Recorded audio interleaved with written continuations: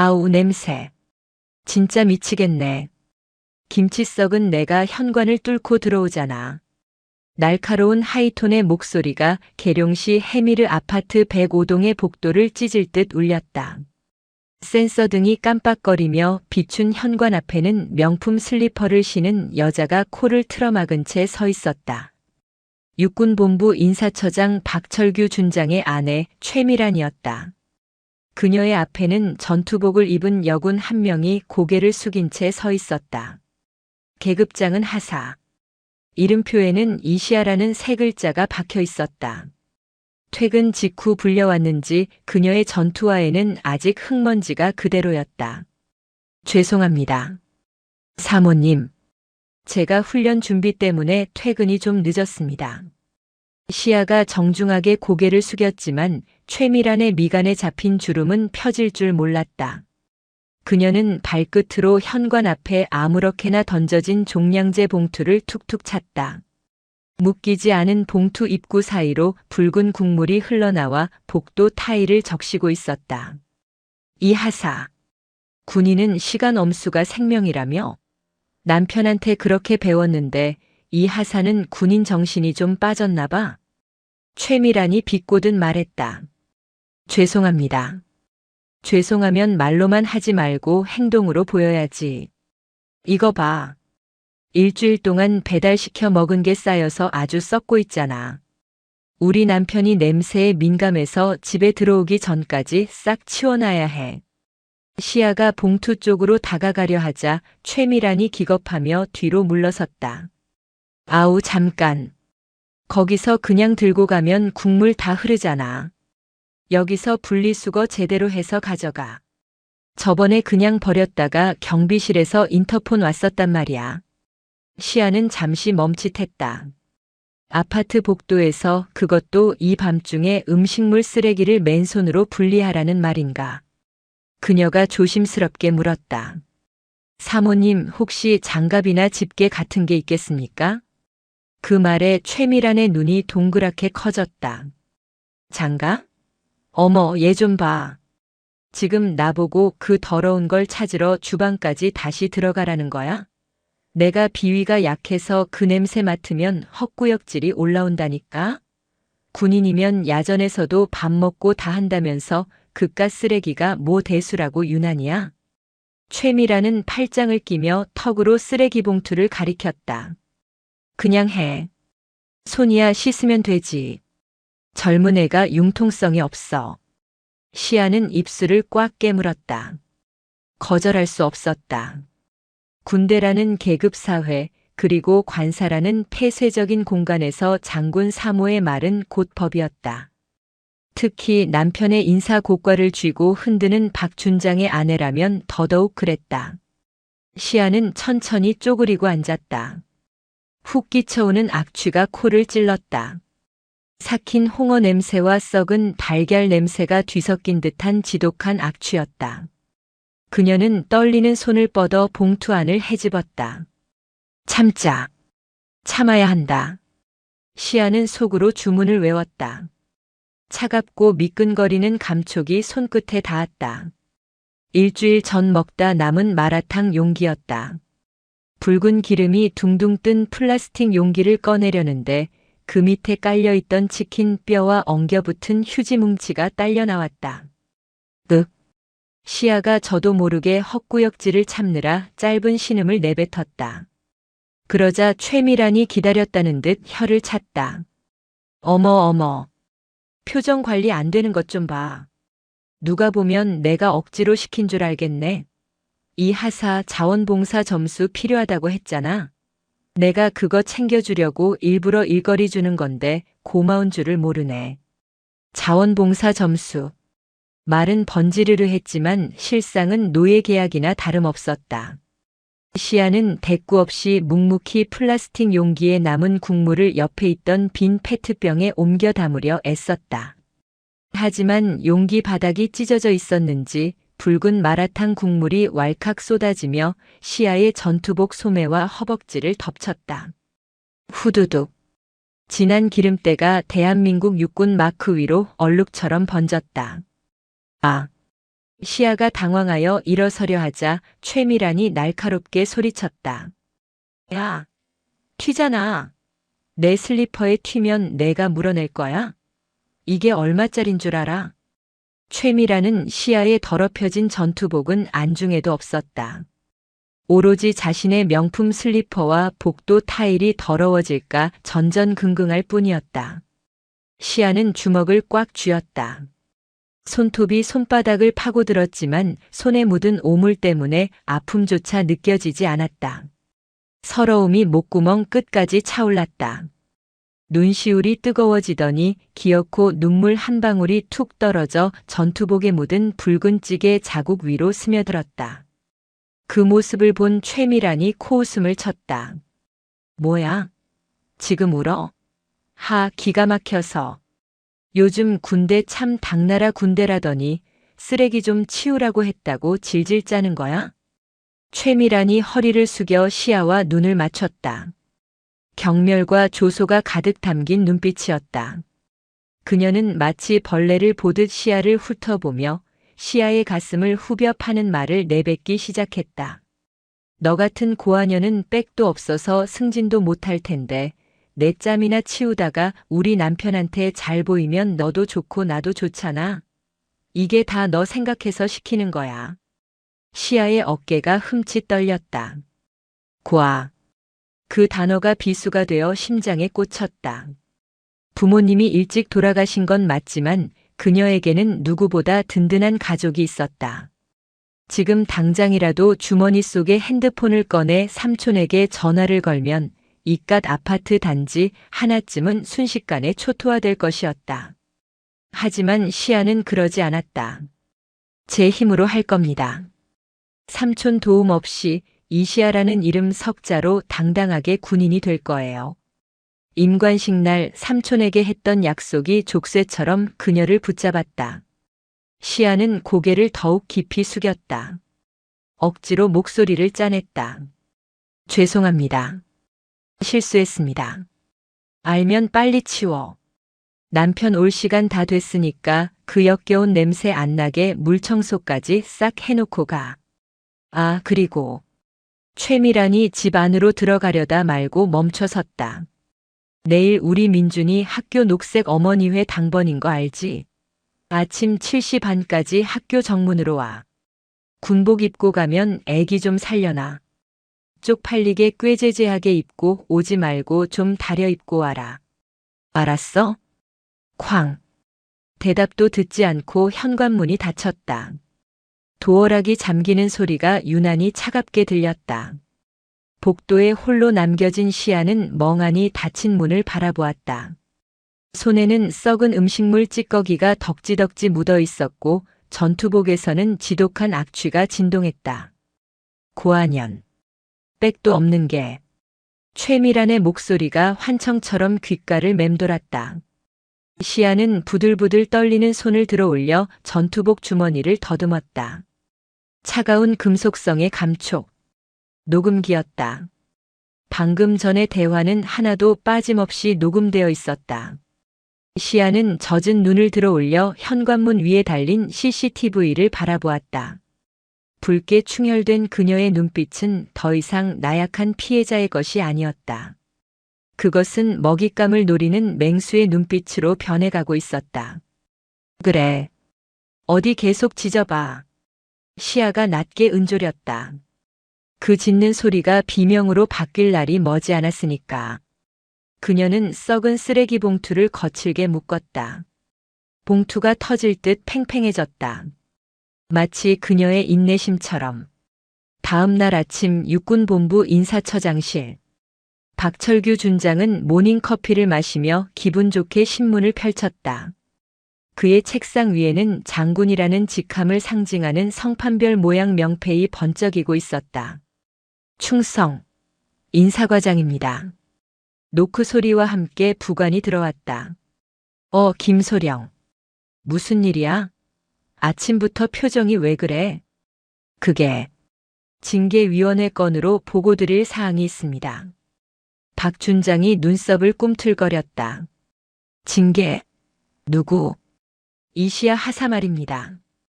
이번 진급 심사 대상자인데 사모님. 아니, 관사 쪽에서 민원이 들어왔다고 해서요. 아, 그 싹퉁머리 없는 계집애. 박 준장은 피식 웃으며 커피 잔을 내려놓았다. 안 그래도 집사람이 어제 저녁에 난리를 치더라고. 건방지게 말대꾸를 했다나 뭐라나. 감히 장군 와이프한테 대들어. 군기 빠진 것들은 초장에 잡아야지. 하지만 지휘관님, 이 하사는 평정 점수도 상위권이고 근무 태도도 성실합니다. 단순한 사적 갈등으로 징계까지 가는 건 무리가. 김소령. 박 준장의 목소리가 낮게 깔렸다. 자네, 내가 누군지 잊었나?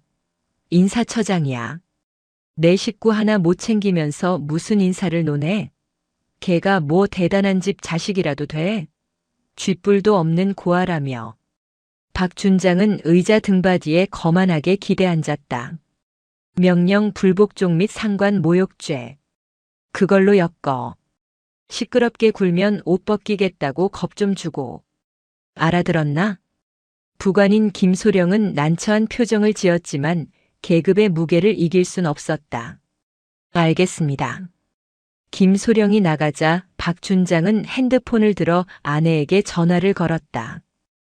당신이야. 처리했어? 당연하지. 감히 당신 심기를 거스른 놈은 내가 가만 안 둔다고 했잖아. 징계위원회 열어서 싹을 잘라버릴 테니까 걱정 마. 오늘 저녁에 소고기나 먹으러 갈까? 하하. 박 준장의 호탕한 웃음소리가 집무실을 가득 채웠다. 그는 꿈에도 몰랐다.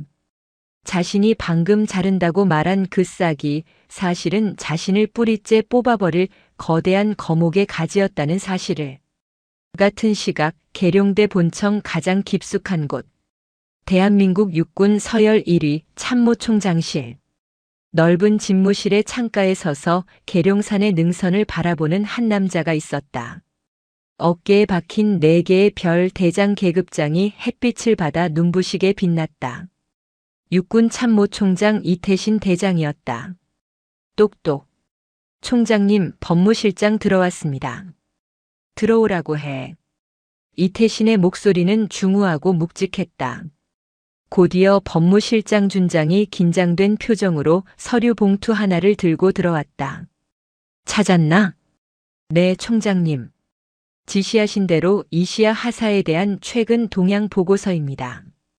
이태신은 천천히 몸을 돌려 법무실장을 바라보았다. 평소의 온화한 미소는 온데간데 없고 그의 눈에는 서늘한 기운이 감돌고 있었다. 내 조카가 그 아이가 지금 어떤 취급을 받고 있는지 하나도 빠짐없이 보고해. 법무실장은 마른 침을 삼켰다. 보고서에 적힌 내용은 차마 입에 담기도 민망할 정도로 참담했기 때문이었다. 그게 현재 박철규 인사처장의 관사에서 사실상 가사 도우미와 다를 바 없는 대우를 받고 있는 것으로 파악되었습니다. 또한 어제 저녁에는 법무실장은 말을 잇지 못하고 머뭇거렸다. 말해. 어제 저녁에 무슨 일이 있었지? 박 처장의 부인 최미란 씨가 이 하사에게 음식물 쓰레기를 맨손으로 치우게 하고 폭언을 했다는 정보가 있습니다. 녹취 파일도 확보했습니다. 우직근. 이태신이 쥐고 있던 만년필이 반으로 쪼개졌다. 검은 잉크가 그의 손을 타고 뚝뚝 떨어져 하얀 집무실 바닥을 더럽혔다. 하지만 아무도 그 잉크 자국을 지적할 수 없었다. 총장의 얼굴에 떠오른 분노가 그보다 훨씬 더 검고 짙었기 때문이다. 음식물 쓰레기. 내 형님의 딸이. 그 고귀한 아이가 쓰레기를 뒤졌다고. 이태신의 목소리가 지옥에서 울려 퍼지는 듯 낮게 깔렸다. 그리고 고아라고 모욕했답니다. 정적. 숨막히는 침묵이 집무실을 지배했다. 이태신은 피 묻은 손을 닦을 생각도 하지 않은 채 책상 위에 놓인 낡은 사진 액자를 바라보았다. 젊은 시절의 자신과 형님 그리고 갓난아기였던 시아가 함께 웃고 있는 사진이었다. 박철규. 인사처장이라고 했나? 네, 그렇습니다. 감히 내 별을 건드렸군. 이태신이 자리에서 일어났다. 4개의 별이 박힌 정모를 집어드는 그의 손길이 거칠었다. 헬기 띄워. 네. 지금 바로 말입니까? 일정이. 지금 당장 띄우라고. 목적지는 인사처 징계위원회장이다. 이태신의 눈에서 푸른 불꽃이 일었다. 내 오늘 별 하나가 어떻게 떨어지는지 똑똑히 보여주지. 다음 날 아침 7시 30분. 계룡시 엄사초등학교 정문 앞 횡단보도. 이른 아침에 쌀쌀한 공기가 폐부를 찔렀다. 등교하는 아이들의 제잘거림과 학부모들의 차가 뒤엉켜 학교 앞은 북새통을 이루고 있었다. 그 소란스러운 풍경 속에 이질적인 존재 하나가 서 있었다. 바로 이시야 하사였다. 그녀는 최미란이 시킨 대로 전투복을 갖춰 입고 있었다. 왼쪽 어깨에는 녹색 어머니회라는 글자가 선명한 형광조끼를 덧입었고 오른손에는 정지라고 적힌 노란 깃발을 들고 있었다. 대한민국 육군 하사의 정복이 교통봉사조끼 아래에서 초라하게 구겨져 있었다. 어머, 저기 봐. 군인 아니야? 진짜네. 여자 군인이 왜 저기 서 있어? 누구 엄마 대신 나왔나 보네. 요새 군인들은 저런 것도 해주나 봐. 편해졌네, 군대. 아이를 데려다 주러 온 엄마들이 힐끔거리는 시선과 수군거림이 시아의 귀에 화살처럼 박혔다. 그녀는 모자를 푹 눌렀었다. 얼굴이 화끈거려 견딜 수가 없었다. 국방의 의무를 다하겠다는 자부심으로 입은 군복이었다. 하지만 지금 이 순간 그 군복은 최미란의 대리 출석을 위한 코스프레 의상으로 전락해 있었다. 그때였다. 야, 군인 아줌마. 검은색 고급 세단에서 내린 통통한 남자아이 하나가 시아에게 뛰어왔다. 박준장과 최미란의 아들 박민준이었다. 진짜 왔네. 우리 엄마가 아줌마 시켰지? 민준은 시아를 올려다보며 킬킬거렸다. 초등학교 4학년인 아이의 눈에는 군인에 대한 존경심 따위는 없었다. 그저 엄마가 부리는 힘센 하녀 정도로 보일 뿐이었다. 민준아, 학교 잘 다녀와. 시아가 애써 미소를 지으며 말했다. 하지만 민준은 가방을 고쳐 매며 혀를 쏙 내밀었다. 엄마가 그러는데 아줌마는 백도 없고 돈도 없어서 우리 집에서 일해주는 거래. 공부 못하면 아줌마처럼 된대요. 나갈게. 깃발 똑바로 들어. 아이는 쪼르르 교문 안으로 사라졌다. 시아는 깃발을 든 손을 부들부들 떨었다. 11살짜리 아이의 입에서 나온 말이라고는 믿을 수 없는 독살. 그것은 최미란이 평소 집 안에서 시아를 어떻게 부르고 깎아내렸는지를 적나라하게 보여주는 증거였다. 공부 못하면 너처럼 된다. 시아는 입술을 깨물었다. 그녀는 육군부사관학교를 수석으로 졸업했다. 누구보다 치열하게 살았고 누구보다 노력했다. 하지만 그 모든 노력은 장군 3호의 갑질이라는 거대한 벽 앞에서 무용지물이었다. 삑! 그때 날카로운 호루라기 소리가 시아의 상념을 깼다. 신호가 바뀌었다. 시아는 기계적으로 깃발을 내리고 아이들을 건너게 했다. 멍한 눈으로 허공을 응시하던 그때 횡단보도 신호 대기선 제일 앞줄에 서 있던 검은색 승용차의 창문이 스르르 내려갔다. 이시야? 낮고 굵은 목소리. 시아는 깜짝 놀라 고개를 돌렸다. 운전석에 앉은 남자는 선글라스를 벗으며 믿을 수 없다는 표정으로 그녀를 바라보고 있었다. 도진 오빠? 아니, 지금은 오빠가 아니었다. 육군본부 고등검찰부 소속의 법무관 강도진 소령이었다. 시아의 죽은 아버지와 호형호재하던 사이였고 시아에게는 친오빠나 다름없는 존재였다. 도진은 차를 갓길에 급하게 세우고 차 문을 박차고 나왔다. 성큼성큼 걸어오는 그의 얼굴이 무섭게 굳어 있었다. 너 여기서 뭐 하는 거야? 지금 일과 시간 아니야? 왜 군복 입고 민간 봉사활동을 하고 있어? 아, 그게, 시아는 말문이 막혔다. 최미란의 지시라고 사실대로 말하기에는 자존심이 상했고, 그렇다고 자발적으로 나왔다고 하기에는 상황이 너무 말이 안 됐다. 도진의 시선이 시아의 어깨에 걸린 녹색 어머니회 조끼, 그리고 손에 들린 깃발에 머물렀다. 그리고 깃발 손잡이를 쥐고 있는 시아의 손등에 남은 붉은 얼룩. 어제 묻은 마라탕 국물이 덜 지워진 자국이었다. 박철규 준장댁 아이 학교지, 여기. 도진은 예리했다. 시아는 고개를 푹 숙였다. 그것이 긍정의 대답이었다. 도진이 거칠게 머리카락을 쓸어 넘겼다. 당장. 네. 하지만 아직 당번 시간이. 명령이야.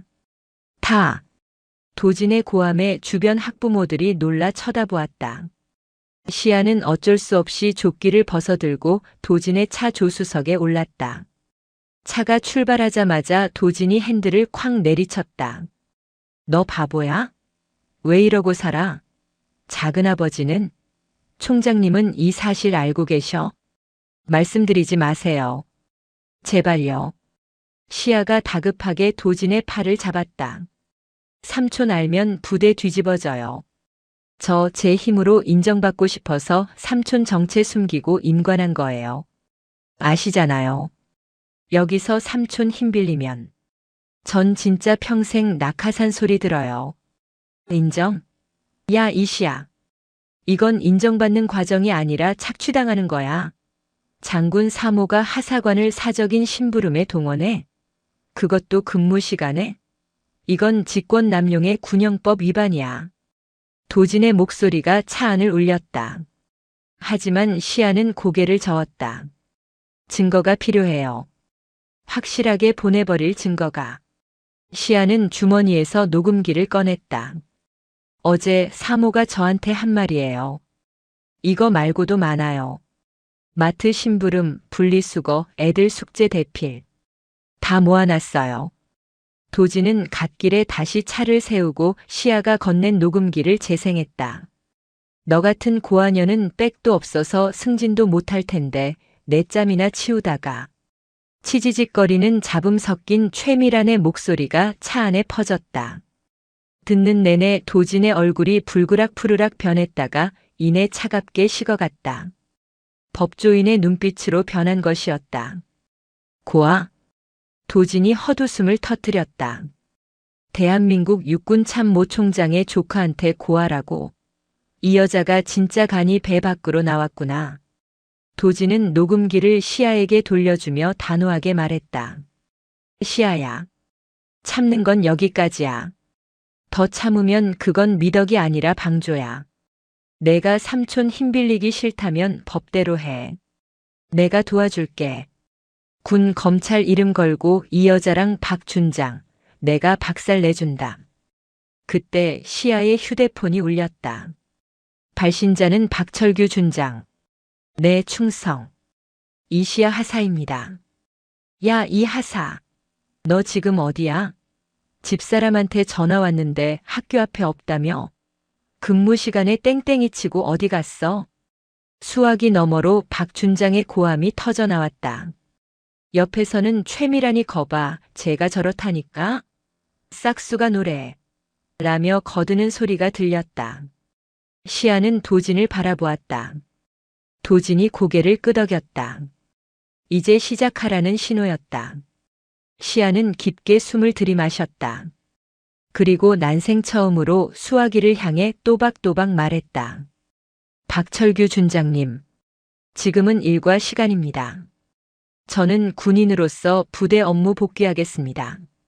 사모님의 개인적인 용무는 앞으로 수행할 수 없음을 말씀드립니다. 뭐? 야, 너 지금 뭐라 그랬어? 너 미쳤어? 너 지금 어딘데? 부대로 복귀 중입니다. 끊겠습니다. 뚝. 전화를 끊는 시아의 손이 가늘게 떨렸다. 하지만 그녀의 눈빛은 그 어느 때보다 선명하게 빛나고 있었다. 잘했어. 도진이 다시 시동을 걸었다. 엔진 소리가 맹수처럼 그르렁거렸다. 가자. 전쟁터로. 부대에 복귀하자마자 기다리고 있는 것은 폭풍이었다. 인사처 사무실 문을 열고 들어서는 순간 싸늘한 정적이 흘렀다. 동료 부사관들은 시야의 눈을 피하며 바쁘게 일하는 척했고 장교들은 쑥덕거리며 그녀를 힐끔거렸다. 이미 소문이 퍼진 모양이었다. 이 하사가 사모님 지시를 무시하고 도망쳤다더라. 하극상이다라는 말도 안 되는 헛소문이. 이시야 하사. 행보관이 굳은 표정으로 다가왔다. 인사처장님 호출이다. 단독 군장으로 오라시는데. 단독 군장. 그것은 단순한 면담이 아니라 징계를 전제로 한 문책이라는 뜻이었다. 시야는 올 것이 왔음을 직감했다. 처장실에 들어서자 박철규 준장은 다리를 책상 위에 올린 채 삐딱하게 앉아 있었다. 그의 옆에는 감찰 장교가 팔짱을 끼고 서 있었다. 왔냐? 고문관. 박 준장이 담배를 비벼 끄며 말했다. 너 아침에 전화 끊고 아주 기세등등하더라. 뭐? 개인적인 용무. 야, 상관의 가족을 돌보는 것도 군인의 임무 중 하나야. 그걸 몰라? 군인 복무규율 어디에도 상관의 개인적인 심부름을 하라는 조항은 없습니다. 시야가 흐트러짐 없는 자세로 대답했다. 박 준장의 눈썹이 꿈틀했다. 말대꾸 꼬박꼬박 하는 것 봐라. 너 내 마누라가 시킨 게 억울해? 그게 그렇게 힘들어? 너 같은 흙수저가 우리 집안이랑 연닿으면 콩고물이라도 떨어질까 싶어서 기회를 준 건데 배은 망덕도 유분수지. 박 준장은 서류 뭉치를 시야의 발치에 집어 던졌다. 종이들이 흩날리며 바닥에 깔렸다. 징계위원회 회부 서류다. 죄목은 항명, 상관 모욕, 근무지 이탈. 그리고 박 준장이 비릿하게 웃었다. 품위 유지 위반. 어제 저녁에 관사복도에서 음식물 쓰레기 엎지르고 난동 피웠다며? 주민들이 불안해서 못 살겠다고 민원을 아주 빗발치게 넣었어. 거짓말이었다. 민원을 넣은 사람은 오직 최미란 한 명뿐일 터였다. 하지만 이 좁은 부대에서 일스타의 말은 곧 사실이 되었다. 징계 수위는 파면은 좀 그렇고 강제 전역이나 정직 3개월 정도면 되겠네. 옷 벗고 나가서 치킨이나 튀겨라. 아, 너는 백도 없어서 가게 차릴 돈도 없나? 박 준장과 감찰 장교가 낄낄거렸다. 시야는 주먹을 꽉 쥐었다. 수치심이 전신을 휘감았지만 그녀는 고개를 들었다. 징계위원회 받겠습니다. 하지만 저는 잘못한 게 없습니다. 소명하겠습니다. 소명? 하하. 그래 해봐. 심사위원이 누구 편인지 한번 보자고. 3일 뒤 사단 대회의실. 징계위원회가 열렸다. 공기는 무거웠고 창밖에는 먹구름이 잔뜩 끼어 있었다. 긴 테이블 중앙에는 박철규 준장의 입김이 닿은 대령과 중령들이 심사위원으로 앉아 있었다. 이시야 하사는 피고인석에 홀로 앉아 있었다. 그녀의 맞은편에는 증인으로 출석한 최미란이 앉아 있었다. 최미란은 뻔뻔하게도 눈물을 훔치는 척 연기를 하고 있었다. 존경하는 위원님들. 제가 남편 얼굴 봐서 이 하사를 딸처럼 챙겼어요. 김장할 때도 불러서 수육 먹이고 용돈도 주고. 그런데 이 하사가 뒤에서 제 욕을 하고 다니고 심지어 어제는 제 아이한테 해코지 하겠다는 협박까지. 최미란의 새빨간 거짓말에 시야는 기가 막혀 입이 떨어지지 않았다. 이에 있습니다. 변호인석에 앉은 강도진 소령이 벌떡 일어났다. 증인은 지금 허위 사실을 진술하고 있습니다. 이시야 하사가 협박했다는 증거가 있습니까? 강소령 앉아. 위원장인 참모장이 귀찮다는 듯 손을 저었다. 사모님이 그렇다면 그런 거지. 무슨 증거 타령이야? 그리고 강소령, 자네는 군 검찰이면서 왜 하사 나부랭이 변호를 자처해? 할 일이 그렇게 없어? 이건 부당한 갑질에 대한 재판입니다. 피고인은 피해자입니다. 시끄러워. 감히 여기가 어디라고 목소리를 높여. 참모장이 책상을 쾅 내리쳤다. 이시야 하사. 너 때문에 부대 기강이 엉망이야. 사모님이 너한테 쓰레기 좀 버려달라고 한 게 그렇게 큰 죄야? 어른이 시키면 네 하고 하는 게 예의 아니야? 가정교육을 어떻게 받았길래? 또다시 가정교육, 부모 이야기였다. 시아의 눈빛이 싸늘하게 가라앉았다.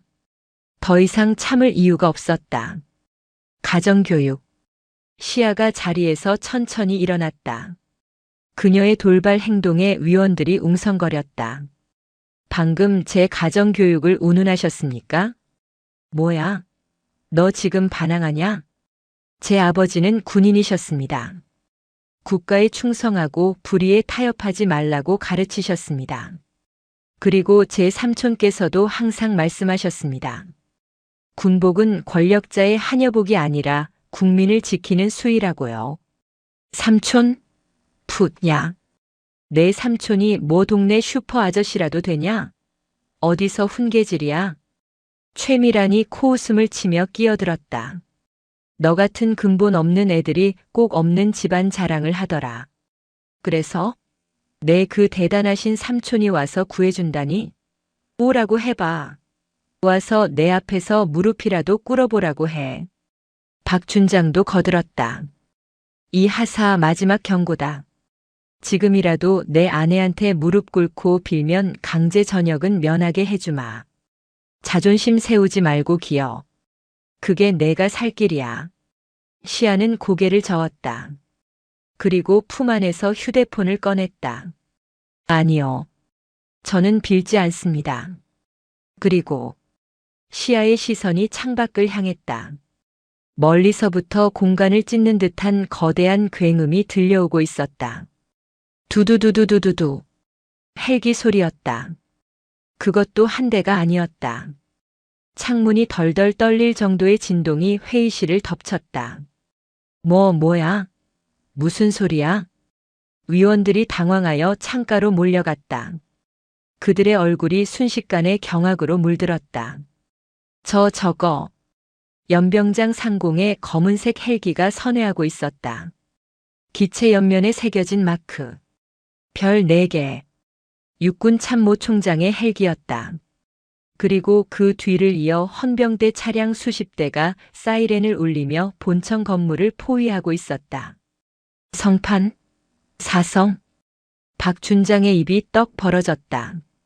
담배를 피우던 손이 사시나무 떨듯 떨렸다. 최미라는 영문을 모른 채 눈만 깜빡였다. 여보, 저게 뭐야? 누가 온 거야? 그때 회의실 문이 쾅 하고 부서질 듯 열렸다. 전원 기립. 헌병대장의 우렁찬 고함과 함께 무장한 헌병들이 회의실 안으로 들이닥쳐 길을 텄다. 그리고 그 길 끝에서 한 남자가 걸어 들어왔다. 대한민국 육군의 정점. 이태신 대장이었다. 회의실 안의 공기가 순식간에 얼어붙었다. 숨소리조차 낼 수 없는 압도적인 위압감. 이태신 대장은 아무 말 없이 뚜벅뚜벅 걸어 들어왔다. 그의 군화 소리가 마치 사형 선고처럼 울렸다. 그의 뒤에는 육군본부 법무실장과 감찰단장이 수행하고 있었다. 총장님. 박철규 준장이 허둥지둥 달려나가 경례를 붙였다. 모자가 비뚤어진 줄도 모르고 허리는 90도로 꺾여 있었다. 충성. 육군본부 인사처장 준장 박철규.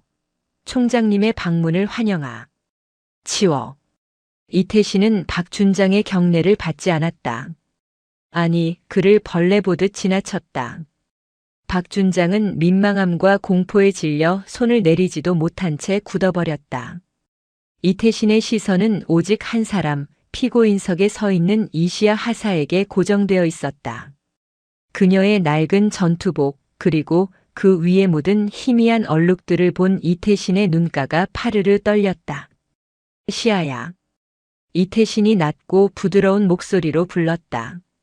그 한마디에 회의실에 있던 모든 사람의 심장이 덜컥 내려앉았다. 시야, 이름을 부른다고. 총장이 일개 하사의 이름을. 삼촌. 시야의 눈에서 참았던 눈물이 왈칵 쏟아졌다. 그동안 겪었던 서름, 모멸감, 그리고 안도감이 뒤섞인 눈물이었다. 그녀는 비틀거리며 이태신에게 다가갔다. 이태신은 와락 시야를 끌어안았다. 천하를 호령하는 장군의 품이 아닌 그저 조카가 안쓰러워 미치겠는 아버지의 품이었다. 늦어서 미안하다. 내 새끼 많이 힘들었지. 이태신이 시야의 등을 토닥였다. 그리고 천천히 고개를 돌려 좌중을 둘러보았다. 방금 전까지의 따뜻함은 사라지고 그곳에는 모든 것을 태워버릴 듯한 분노의 화신만이 남아있었다. 박철규. 예. 총장님. 자네 부인은 어디 있나? 박준장은 덜덜 떨며 구석에 쭈그리고 앉아있는 최미란을 가리켰다. 최미란은 사태 파악이 덜 된 상태였지만 남편이 저렇게 비굴하게 구는 것을 보고 본능적으로 공포를 느끼고 있었다. 이태신이 천천히 최미란에게 다가갔다. 자네가 내 조카에게 고아라고 했나? 네. 조카라니요? 이 하사가? 최미란의 얼굴이 백지장처럼 하얗게 질렸다. 대답해. 내 죽은 형님의 딸이자 이 이태신의 하나뿐인 핏줄인 이 아이에게 고아? 빽이 없어. 이태신의 호통이 회의실을 뒤흔들었다. 최미란은 다리에 힘이 풀려 바닥에 주저앉았다. 아니, 저는 몰랐습니다. 그냥 없는 집 자식인 줄 알고. 아니, 그게 아니라. 저는 그냥 좀 가르치려고. 가르쳐? 식모살이 시키는 게 가르치는 건가? 썩은 쓰레기 뒤지게 하는 게 군인의 교육인가? 이태신은 법무실장에게 손짓했다. 강도진 소령이 들고 있던 녹음기를 받아들었다. 재생 버튼을 누르자 최미란의 천박한 목소리가 회의실 전체에 쩌렁쩌렁 울려 퍼졌다. 너 같은 고아녀는 빽도 없어서 승진도 못할 텐데. 내 짬이나 치우다가. 그 적나라한 증거 앞에 박준장과 최미란은 변명할 말조차 잃었다. 박준장은 털썩 무릎을 꿇었다. 총장님, 죽을 죄를 지었습니다. 한 번만 용서해 주십시오. 제 아내가 무식해서 그렇습니다. 여보. 최미란이 남편을 쳐다봤지만 박준장은 아내를 노려보며 소리쳤다. 다 너 때문이야. 내가 그렇게 조심하라고 했는데. 서로를 물어뜯는 추악한 꼴을 보며 이태신은 차갑게 돌아섰다. 감찰단장. 예, 총장님. 박철규 준장, 지금 이 시각부로 보직 해임한다. 그리고 직권남용, 뇌물수수, 인사청탁 등 털어서 먼지 하나라도 나오면 모조리 군법 회부해. 계급장 떼고 이등병으로 불명예 전역시키게. 예, 알겠습니다. 그리고 저 여자. 이태신이 최미란을 가리켰다. 민간인이지만 군 시설 내에서 군인을 모욕하고 강요한 죄, 그리고 내 조카에 대한 명예훼손. 민형사상 물을 수 있는 모든 책임을 물어. 내 변호인단 전원을 투입해서라도 평생 감옥에서 반성하게 만들어. 살려주세요. 총장님, 제가 미쳤었어요. 시야. 아니, 이 하사님, 잘못했어요. 최미란이 시야의 군화 발을 붙잡고 오열했지만 시야는 차갑게 발을 뺐다. 사모님. 아니, 최미란 씨. 백 없으면 당해야 한다고 하셨죠? 이게 제 백입니다. 억울하세요? 그럼 최미란 씨도 사성 장군 삼촌 두시지 그러셨어요. 시야가 최미란이 했던 말을 그대로 돌려주었다. 그것은 완벽한 미러링이자 가장 잔인한 복수였다. 헌병들이 달려들여 박준장과 최미란을 양쪽에서 끌고 나갔다. 끌려나가는 내내 그들의 비명소리가 복도에 울려 퍼졌다.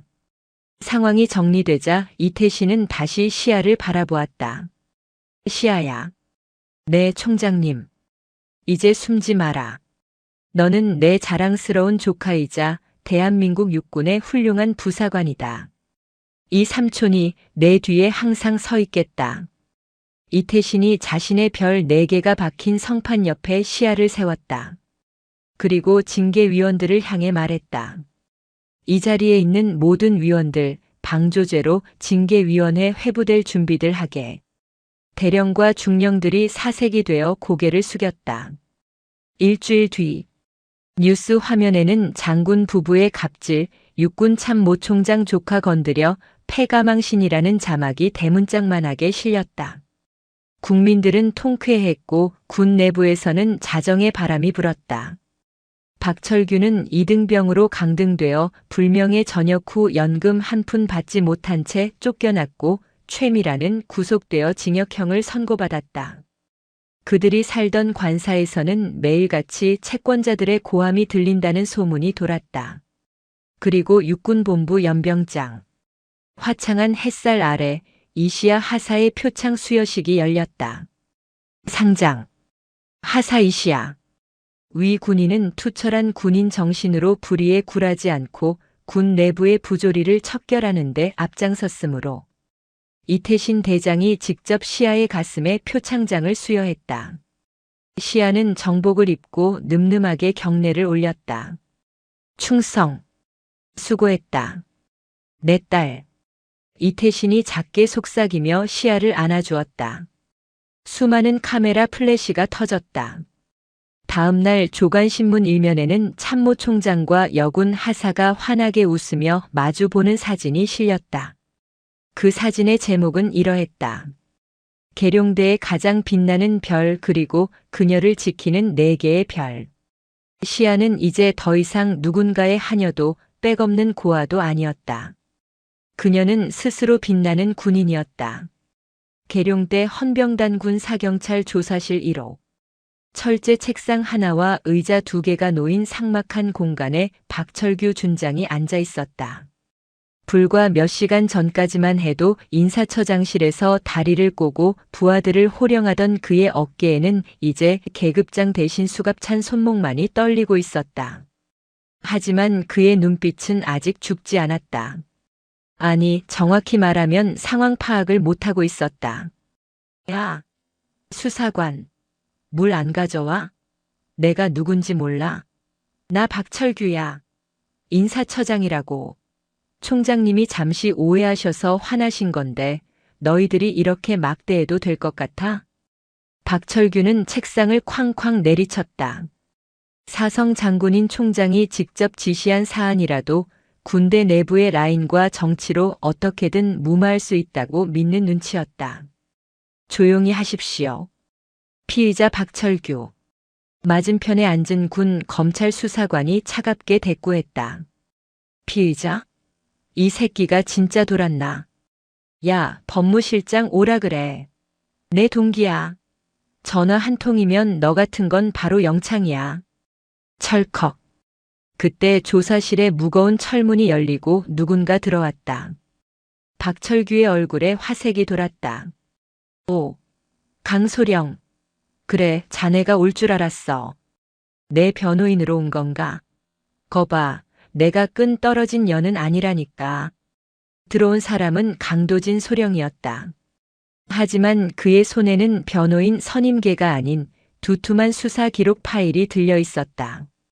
도진은 박철규의 맞은편에 앉으며 파일을 책상 위에 툭 던졌다. 착각하지 마십시오, 박철규 씨. 저는 당신 변호인이 아니라 이번 사건의 주임 검사로 들어왔습니다. 뭐라고? 주임 검사? 내가? 네. 총장님께서 특별 지시하셨습니다. 먼지 한 톨 남기지 말고 탈탈 털어라. 그래서 제가 맡았습니다.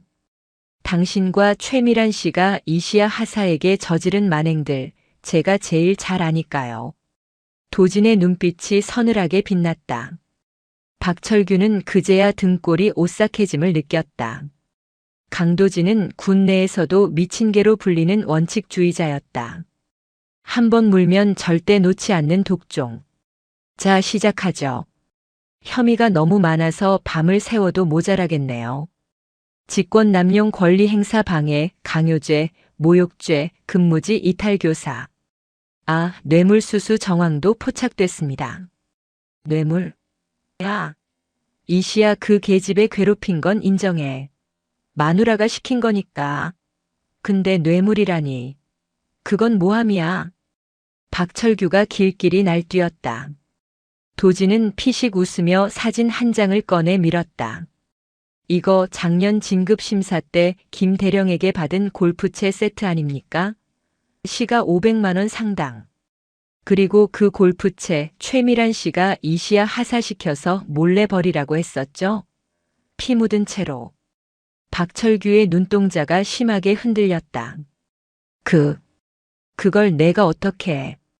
이씨야 하사가 증거로 남겨뒀더군요. 버리는 척하고 사진 찍어두고 영수증까지 확보해서 보관하고 있었습니다. 당신들이 식모처럼 부려먹던 그 하사가 사실은 당신들의 목줄을 쥐고 있었던 겁니다. 도지는 몸을 앞으로 숙여 박철규의 눈을 똑바로 쳐다보았다.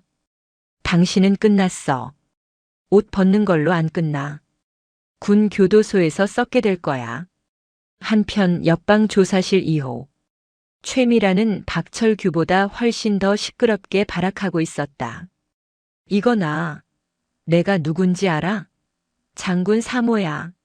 감히 민간인을 군대에서 가도 인권위원회에 제소할 거야. 내 변호사 불러.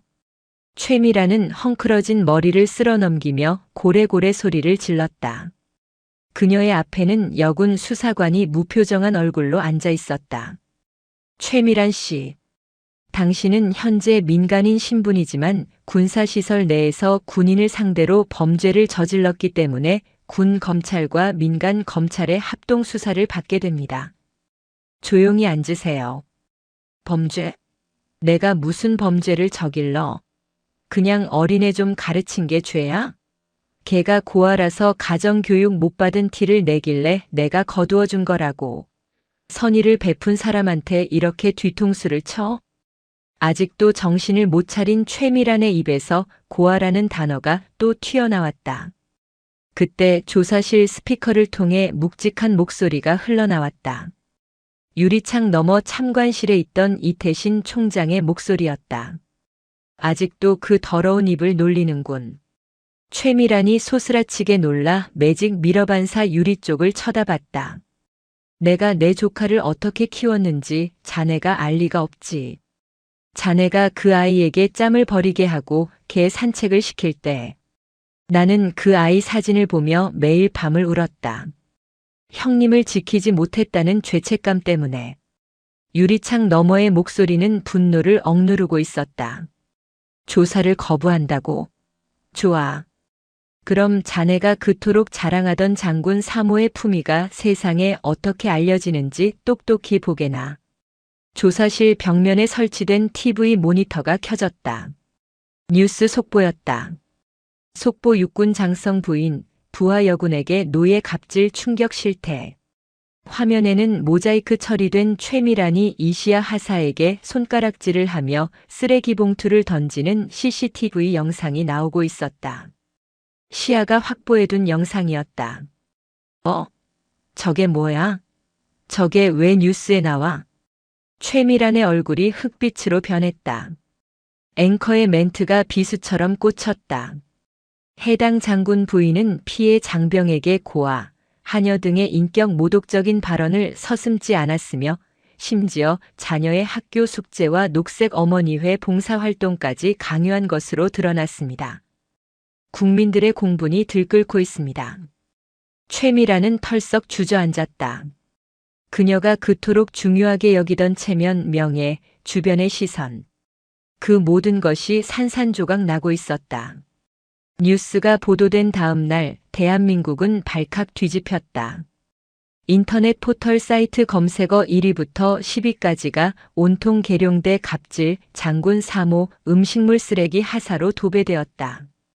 청와대 국민청원 게시판에는 갑질 장군 부부를 엄벌하고 이시야 하사를 보호해주세요라는 청원이 올라온 지 하루 만에 20만 명의 동의를 얻었다. 하지만 궁지에 몰린 쥐는 고양이를 무는 법. 박철규와 최미라는 자신들을 변호하기 위해 국내 최대 로펌의 변호인단을 선임했다. 그들은 법적인 처벌을 피할 수 없다면 여론전으로 흙탕물을 일으켜 형량이라도 줄이려는 전략을 세웠다. 인터넷 커뮤니티와 기사 댓글창에 교묘한 악플들이 달리기 시작했다.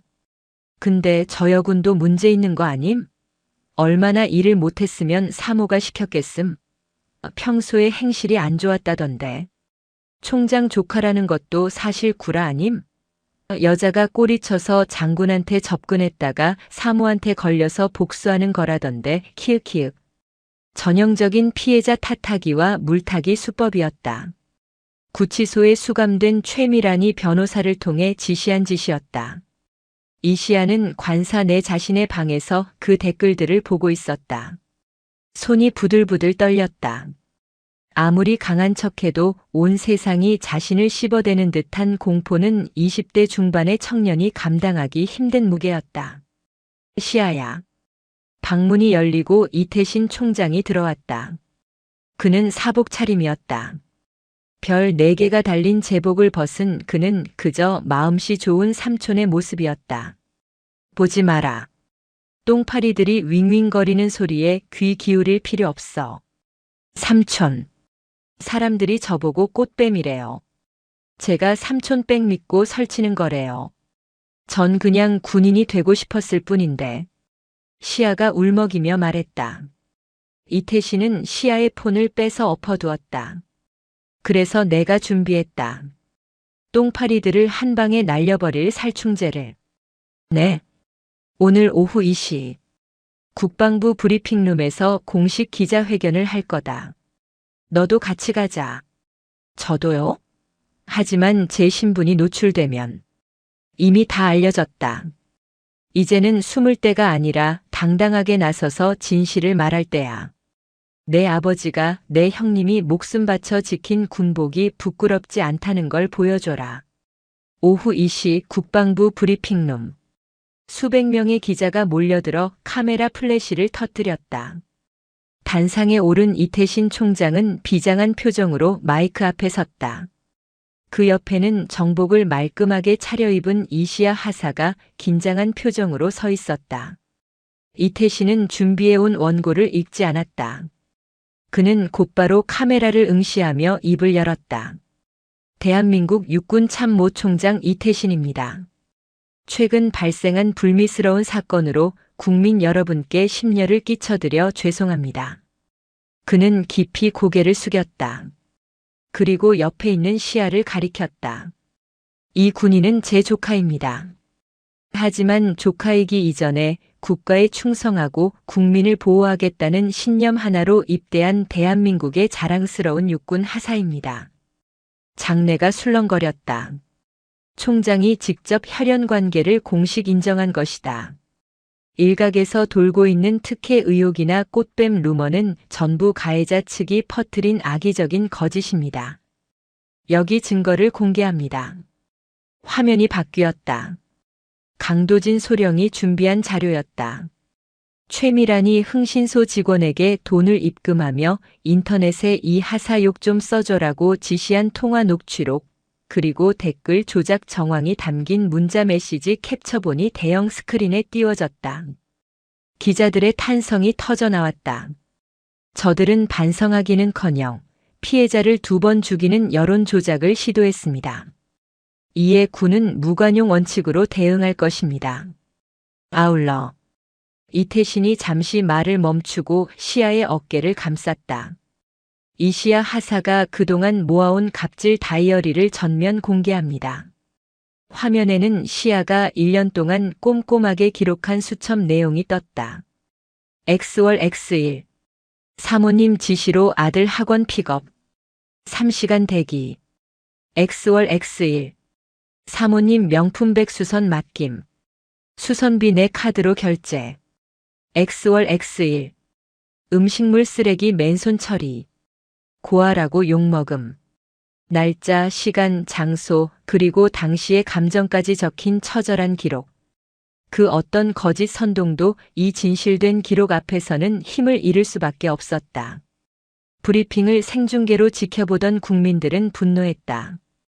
여론은 순식간에 반전되었다. 악플은 사라지고 응원 댓글이 폭주하기 시작했다. 구치소 접견실에서 TV를 보던 최미라는 비명을 지르며 리모컨을 집어 던졌다. 끄라고. 저거 다 거짓말이야. 내가 안 그랬어. 하지만 그녀의 절규를 들어주는 사람은 아무도 없었다. 그녀를 변호하던 로펌 변호사마저 짐을 싸고 있었다. 최미란 씨, 이 사건 사임하겠습니다. 증거가 너무 명백하고 여론이 최악이라 승산이 없습니다. 그리고 수임료 입금이 안 됐더군요. 뭐? 야, 내가 나가면 돈 줄 수 있다고. 내 남편이 장군인데 돈이 없겠어? 박철규 씨 말입니까? 방금 들어온 소식인데 박철규 씨 전 재산에 가압류가 들어왔습니다. 뇌물수수 추징금 보전 조치라더군요. 당신들은 이제 빈털털입니다. 변호사는 차갑게 뒤돌아 나갔다. 최미라는 쇠창살을 붙잡고 주저앉았다. 안 돼. 내가 어떻게 쌓아올린 위치인데. 내가 강남 사모님들 사이에서 얼마나 떵떵거렸는데. 그녀의 곁에 남은 건 차가운 콘크리트 바닥과 자신이 뱉은 독설들이 되돌아온 메아리뿐이었다. 2달 후, 보통군사법원 대법정. 박철규와 최미란의 1심 선고 공판이 열리는 날이었다. 법정은 방청객으로 가득 찼다. 군 인권센터 관계자들, 기자들, 그리고 휴가를 내고 찾아온 이시아의 동료 부사관들이 자리를 메웠다. 박철규는 수의를 입고 삭발을 한 채 피고인석에 앉아 있었다. 그의 거만했던 턱살은 쪽 빠져 있었고 눈은 퀭했다. 최미란 역시 화장기 없는 초췌한 얼굴로 고개를 숙이고 있었다. 재판장이 판결문을 읽어 내려갔다. 피고인 박철규. 육군 준장이라는 고위 직책을 이용하여 부하에게 사적 노무를 강요하고 배우자의 범죄를 방조하였으며 뇌물을 수수하고 증거 인멸을 시도한 죄질이 극히 불량하다. 박철규의 어깨가 움찔했다. 이에 피고인을 징역 5년에 처한다. 또한 군인사법에 의거하여 재적 파면하고 뇌물 수수액의 5배에 해당하는 추징금을 부과한다. 땅.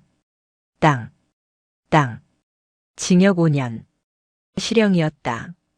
군인 연금 박탈은 물론이고 불명예 전역으로 인해 앞으로 사회생활조차 불가능한 중형이었다. 박철규가 비틀거렸다. 다음 피고인 최미란. 최미란이 벌떡 일어났다. 판사님, 저는 정말 몰랐어요. 남편이 시키는 대로 했을 뿐이에요. 저는 가정주부라 법을 몰라서. 피고인 조용히 하세요. 재판장이 안경을 고쳤으며 매섭게 쏘아붙였다. 가정주부라서 사람을 노예처럼 부려도 된다는 법은 어디에도 없습니다. 피고인은 피해자의 인격을 살인에 가까울 정도로 짓밟았으며 반성은커녕 여론 조작을 시도하여 2차 가해를 입혔습니다. 그게 아니라 피고인 최미란에게 징역 3년을 선고한다. 법정 구속을 유지한다. 땅. 최미란의 입에서 악 하는 비명이 터져나왔다. 3년? 내가 감방에서 3년을 살라고. 말도 안 돼. 여보, 뭐라고 말 좀 해봐. 당신 장군이잖아. 총장님한테 전화 좀 해봐. 그녀는 교도관들에게 끌려나가면서도 끝까지 남편의 계급을 찾았다. 하지만 박철규는 고개를 떨군 채 아무 말도 하지 못했다. 이미 그의 어깨에는 별이 없었다. 그저 죄수 번호가 적힌 명찰만이 붙어 있을 뿐이었다. 재판이 끝나고 법원 밖으로 나온 이시아는 맑은 가을 하늘을 올려다보았다. 가슴속에 꽉 막혀있던 체증이 쑥 내려가는 기분이었다. 축하한다, 이 중사. 옆에서 기다리던 강도진 소령이 웃으며 다가왔다. 시아의 계급장은 어느새 하사에서 중사로 바뀌어 있었다. 특진이었다. 중사 이시아. 감사합니다. 시아가 씩씩하게 격려했다. 아, 그리고 이거. 도진이 서류 봉투 하나를 건넸다. 최미란이랑 박철규 재산 압류에서 받아낸 위자료 공탁금 통지서야. 액수가 꽤 커. 그 사람들이 평생 모은 돈, 내가 다 가져온 셈이지. 이 돈. 시아는 잠시 통지서를 바라보았다. 기부하고 싶습니다. 기부? 네. 군대 내에서 저처럼 힘없는 부사관들이나 병사들이 법률 지원을 받을 수 있는 재단을 만들고 싶어요. 삼촌. 아니, 총장님께도 말씀드렸고요. 도진이 감탄하며 고개를 끄덕였다. 역시 그 삼촌의 그 조카네. 알았어. 내가 법적인 절차 다 도와줄게. 그때 검은 세단 한 대가 법원 앞에 섰다. 뒷문이 열리고 이태신 총장이 내렸다. 그는 환하게 웃으며 시아에게 두 팔을 벌렸다. 우리 조카 재판 보느라 고생했다. 가자. 오늘 저녁은 내가 좋아하는 삼겹살이다. 관사에서 삼촌이 직접 구워주마. 총장님이 구워주시는 삼겹살입니까? 이거 영광인데요. 녀석 퇴근하면 그냥 삼촌이라니까. 시아는 삼촌의 품에 안겼다. 그녀의 뒤로 죄수 호송버스에 실려가는 박철규와 최미란의 모습이 보였다. 철창 사이로 보이는 그들의 표정은 절망 그 자체였다. 시아는 이제 더 이상 그들을 보며 떨지 않았다. 그녀는 자신의 길을 갈 뿐이었다. 흙수저, 고아, 빽없는 하사라는 딱지를 떼어내고 스스로 빛나는 진짜 군인으로서의 길을. 청주 여자교도소. 차가운 시멘트 바닥에서 웅크리고 자던 최미라는 기상 나팔 소리가 아닌 교도관의 날카로운 고함에 눈을 떴다. 5023번. 안 일어나? 점호 준비 안 해? 추워. 보일러 좀 틀어달라니까. 최미란이 습관처럼 짜증을 부리며 눈을 비볐다. 하지만 눈앞에 보이는 건 아늑한 관사 안방이 아니라 곰팡이 핀 천장과 쇠창살 뿐이었다. 그녀는 이제 장군 사모님이 아닌 수인 번호 5023번일 뿐이었다. 이 아줌마가 아직도 정신 못 차렸네. 여기가 호텔인 줄 알아? 그 같은 방을 쓰는 덩치 큰 여죄수 일명 왕언니가 최미란의 옆구리를 발로 툭 찼다. 아, 왜 때려요? 목소리 안 낮춰? 사모님 놀이하고 싶으면 내 남편한테 면회나 오라고 해. 아, 맞다. 내 남편도 간방 같지? 거지는 빈손으로 면회도 못 온다며? 방 안에 있던 다른 죄수들이 킬킬거렸다. 최미란의 얼굴이 붉어졌다. 횡령과 사기 전과가 있는 방장 왕언니는 최미란이 들어온 첫날부터 그녀를 담당하고 있었다. 5023번. 오늘 당번이지? 화장실 청소해. 내가 그걸 어떻게 해? 난 집에서도 청소 안 했어. 이시야. 아니, 식모 부르던 사람이라고. 식모? 아직도 꿈꾸냐? 여기선 내가 식모야. 동작 안 빨라? 왕언니가 눈을 부라리자 최미라는 겁에 질려 고무장갑을 끼었다. 그녀가 그토록 이시야 하사에게 시키던 일이었다. 최미라는 냄새나는 재래식 변기 앞에 쭈그리고 앉았다. 역한 암모니아 냄새가 코를 찔렀다. 구역질이 올라왔다. 문득 지난날의 기억이 스쳐 지나갔다. 아우 냄새나. 김 하사가 좀 치워줘. 자신이 이시아에게 했던 말, 멸시하던 눈빛, 더럽다며 피하던 행동들.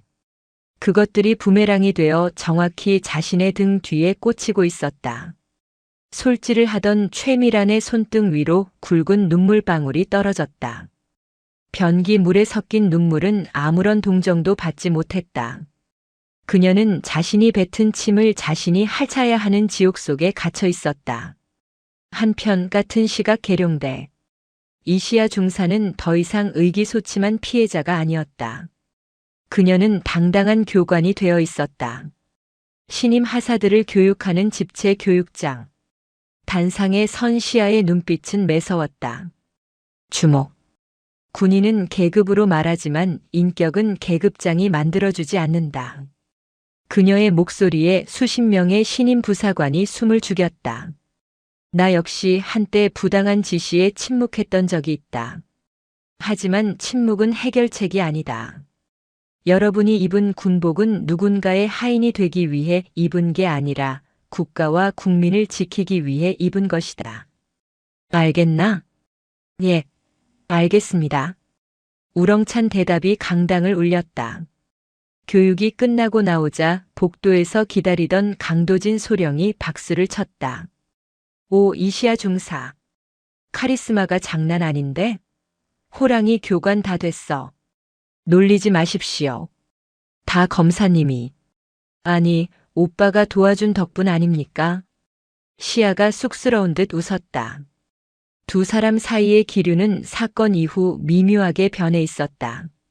전우애와 썸 사이, 그 간질간질한 경계선. 오늘 시간 있어? 재단 설립 문제로 변호사들이랑 미팅 있는데 이사장님이 빠지면 안 되지. 이사장님. 그것은 시아의 새로운 직함이었다.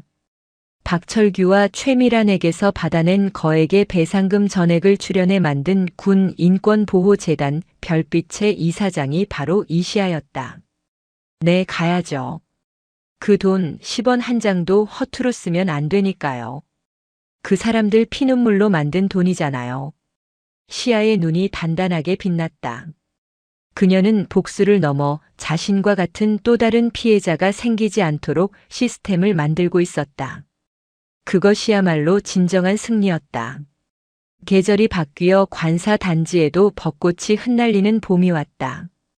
박철규 준장이 살던 105동 관사는 비워진 지 오래였다. 그곳을 지나갈 때마다 사람들은 손가락질하거나 혀를 찼지만 시아에게는 이제 아무런 감흥도 주지 않는 낡은 건물일 뿐이었다. 시아는 퇴근길, 벚꽃길을 따라 걷고 있었다. 옆에는 사복 차림의 강도진이 나란히 걷고 있었다. 시아야. 네. 기억나? 너 학교 앞에서 녹색 어머니회 조끼 입고 서 있었을 때. 도진의 말에 시아가 피식 웃음을 터뜨렸다. 당연히 기억나죠. 그때 오빠가 차 세우고 화내지 않았으면 전 평생 그렇게 살았을지도 몰라요. 바보처럼. 아니야. 넌 바보가 아니었어. 지키고 싶은 게 있어서 참았던 거지. 내 자존심보다 홀로 계신 어머니 걱정 때문에. 도진이 걸음을 멈추고 시아를 바라보았다. 벚꽃잎 하나가 시아의 어깨 견장 위에 사뿐히 내려앉았다. 도진이 손을 뻗어 그 꽃잎을 떼어주었다. 이제는 참지 마. 그리고 혼자 짐 짊어지지도 말고. 도진의 손길이 시아의 어깨에 잠시 머물렀다. 따뜻했다. 총장님 조카라서가 아니라 이시아라서. 내가 너 지켜주고 싶어. 예전부터 그랬고 앞으로도 그러고 싶다. 직설적인 고백. 법정에서 피고인들을 몰아붙이던 냉철한 검사의 모습은 온데간데 없고 귀까지 빨개진 한 남자만이 서 있었다. 시아의 심장이 쿵쿵 뛰었다. 그녀는 잠시 도진을 바라보다가 환하게 웃으며 대답했다. 지켜주는 건 됐어요. 전 제 몸 제가 지킬 수 있거든요. 특공 무술 2단인 거 아시죠? 도진이 당황하며 눈을 깜빡이자 시아가 한 발짝 다가서며 덧붙였다. 대신 같이 걸어주는 건 좋아요. 혼자 걷기엔 이 길이 좀 심심했거든요. 시아가 도진의 손을 먼저 잡았다. 거칠지만 따뜻한 군인의 손. 도진의 얼굴에 안도와 환희의 미소가 번졌다. 두 사람은 맞잡은 손을 놓지 않고 벚꽃 터널을 걸어갔다. 멀리서 그 모습을 지켜보던 검은 세단 안에서 이태신 총장이 흐뭇한 미소를 짓고 있었다. 총장님 가서 아는 척 안 하십니까? 운전병의 질문에 이태신은 고개를 저었다. 아니, 나더라. 젊은 것들 노는데 낀 세대가 끼면 주책이지. 그나저나 강소령 저 녀석, 내 조카 눈에서 눈물 나게 하면 바로 영창 보낼 준비나 하라고 해. 예, 알겠습니다. 이태신의 농담에 차 안에는 웃음꽃이 피었다. 시아에게는 이제 든든한 삼촌뿐만 아니라 평생을 함께할 동반자까지 생겼다. 그녀의 인생에 찾아온 완벽한 봄이었다. 그날 밤 시아는 어머니에게 전화를 걸었다. 엄마, 나야. 응, 잘 지내지. 엄마, 나 이제 진짜 괜찮아. 승진도 했고 좋은 사람도 만났어. 응, 삼촌이 소개해준 건 아니고. 옛날부터 알던 오빠. 나중에 한번 데려갈게. 전화를 끊은 시아는 책상 위에 놓인 액자를 바라보았다. 임관식 날 돌아가신 아버지와 함께 찍은 사진, 그리고 최근의 삼촌, 도진과 함께 찍은 사진이 나란히 놓여 있었다. 과거의 아픔은 사진 속에 박제되었고 현재의 행복은 그녀의 피부에 닿아 있었다. 시아는 더 이상 악몽을 꾸지 않았다. 1년 후 육군본부 대강당. 수백 명의 내외빈과 장병들이 참석한 가운데 성대한 행사가 열리고 있었다. 제1회군 인권상 시상식. 단상 중앙에는 이시아 재단 이사장이라는 명패가 놓여 있었다. 중사 제복을 입은 시아는 1년 전보다 훨씬 더 성숙하고 단단해진 모습으로 마이크 앞에 섰다. 오늘 이 상을 받으시는 분들은 계급의 위력 앞에서도 굴하지 않고 전우의 인권을 지킨 용기 있는 영웅들입니다. 시아가 시상자 호명을 마치자 객석에서 뜨거운 박수가 쏟아졌다. 맨 앞줄에는 이태신 총장이, 그 옆에는 이제 남편이 될 준비를 하고 있는 강도진 중령 진급 예정자에 앉아 시아를 바라보며 박수를 치고 있었다. 행사가 끝나고 리셉션장. 이태신 총장이 샴페인 잔을 들고 시아에게 다가왔다. 우리 조카, 이제 군복보다 정장이 더 잘 어울리는데? 이러다 전역하고 정치하겠다고 하는 거 아니냐? 에이, 삼촌도 참. 저는 뼛속까지 군인입니다. 이 제복 입고 정년까지 채울 겁니다. 삼촌보다 더 높은 별 탈 때까지요. 허허, 그래. 꿈은 크게 가져야지. 내 별 4개 내가 다 가져가라. 이태신이 호탕하게 웃었다. 그때 도진이 다가와 시아의 허리를 감쌌다. 총장님, 시아 별 달려면 멀었습니다. 일단 저부터 좀 챙겨주십시오. 장가갈 미처는 마련해야 하지 않겠습니까? 이 녀석이 벌써부터 줄을 서? 자네는 시아 눈에 눈물 안 나게 하는 게 진급 심사 1순위야. 명심해. 세 사람의 웃음소리가 연회장에 퍼졌다. 그 시각 저 멀리 떨어진 어느 지방 소도시의 쪽방촌. 출소한 박철규는 일용직 노동판을 전전하며 하루 벌어 하루 먹고 살고 있었다. 장군 출신이라는 자존심은 흙먼지 속에 파묻힌 지 오래였다. 그는 편의점 앞 평상에 앉아 소주를 들이키다가 가게 유리창에 붙은 신문 기사를 보았다. 이시아 중사, 군 인권의 새로운 역사를 쓰다. 육군 참모총장과 함께. 신문 속 시아는 눈부시게 빛나고 있었다. 박철규는 떨리는 손으로 신문 기사를 어루만지다 씁쓸하게 구겨진 종이컵을 바닥에 던졌다. 젠장. 별은 하늘에 있어야 빛나는 건데. 내가 땅바닥에 있는 돌멩이인 줄도 모르고. 그는 비틀거리며 어둠 속으로 사라졌다. 다시는 빛을 보지 못할 영원한 어둠 속으로. 다시 리셉션장. 시아는 잠시 테라스로 나와 밤하늘을 올려다보았다. 계룡산 위로 수많은 별이 쏟아질 듯 반짝이고 있었다. 무슨 생각해? 어느새 따라 나온 도진이 시아의 어깨에 재킷을 걸쳐주었다. 그냥요. 옛날 생각. 1년 전만 해도 저 별들이 참 멀게만 느껴졌거든요. 감히 쳐다볼 수도 없는 무섭고 차가운 존재들. 시아가 도진을 보며 미소 지었다.